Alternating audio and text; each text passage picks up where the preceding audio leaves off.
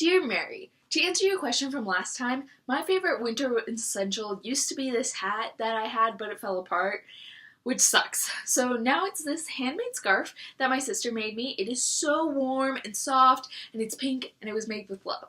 So, I love it. I recently had the joy of watching Moana, and it was amazing. I loved it. It's a beautiful movie with wonderful animation and amazing music, and I loved it. My only criticism is that I did not feel that Pua the pig had a big enough role. What I loved about Moana is she didn't complain about having to fulfill her duty. She finds contentment in caring for her people even if it isn't the thing she desires most. But as soon as Moana's island starts dying, she knew she had to do something about it. And she turned the thing that she yearned for into her way of fulfilling her duty.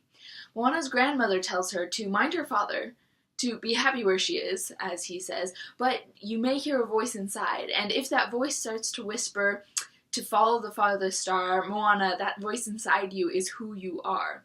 I'm a firm believer in if you're not happy with where you are, then you should either change your attitude or change your position. And so Moana changes her attitude until she realizes that she really does belong at sea. We should mind the advice that people give us, as Grandma says.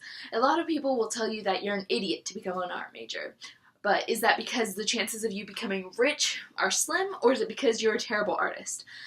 But sometimes we have to block out everything everyone else is telling us and just listen to our heart.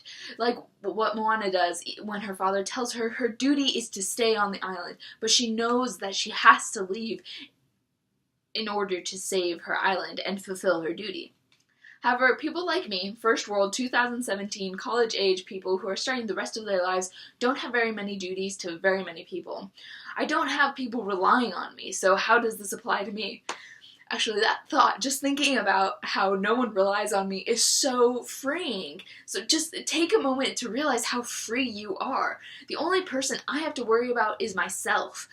I thought about this as I drove home over Christmas break. I was in a car all by myself with the open highway in front of me, and I realized that I had the power to drive all the way to New York City and try to make it on Broadway if I wanted to. Now, that wouldn't be a very smart decision because I don't have the money, talent, or knowledge to just drop everything on audition for a show.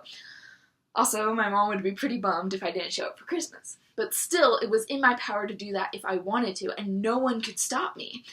I remember when I was trying to pick a college and I wished I could live in the Divergent books where there was a test that pretty much told you what you should do and you only had 5 choices.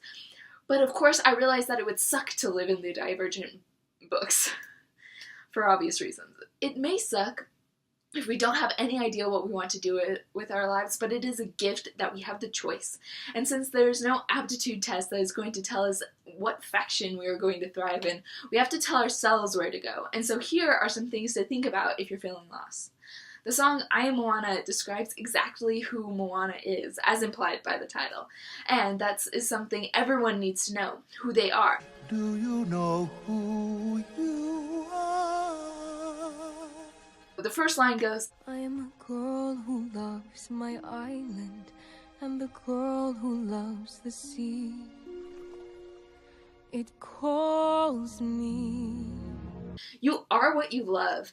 What do you love? What are your passions? And what calls you? A passion isn't always a career. Moana had to leave her people in order to save them. She had to listen to the call of the sea. I love ballet, but I've never considered a career in it. I still want it to be part of my life, but I'm not going to major in dance. Then she says, I am the daughter of the village chief. We are descended from voyagers who found their way across the world. They call me. In an interview, Lin-Manuel Miranda discusses wayfinders. To be able to wayfind, to navigate, you literally have to keep your home in your mind so that you know where you're going.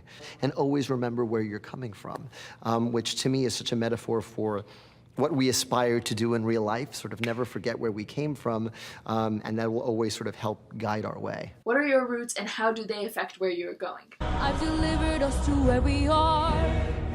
I have journeyed farther. I am everything I've learned and more. What experiences have shaped your life? As a young person, I have been looked down on as not having much experience and not being as wise, but I still have had the chance to learn valuable lessons.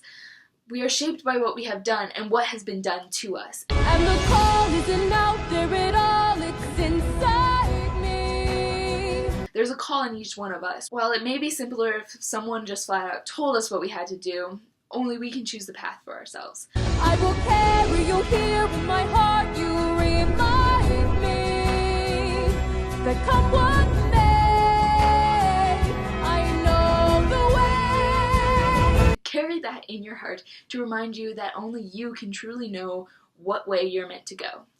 And that final declaration of I am Moana shows the confidence that she has in herself to carry her where she needs to go ahead. So I say that we all need to do this. Just declare it for yourself. I am, insert your name here. Sincerely, Madeline.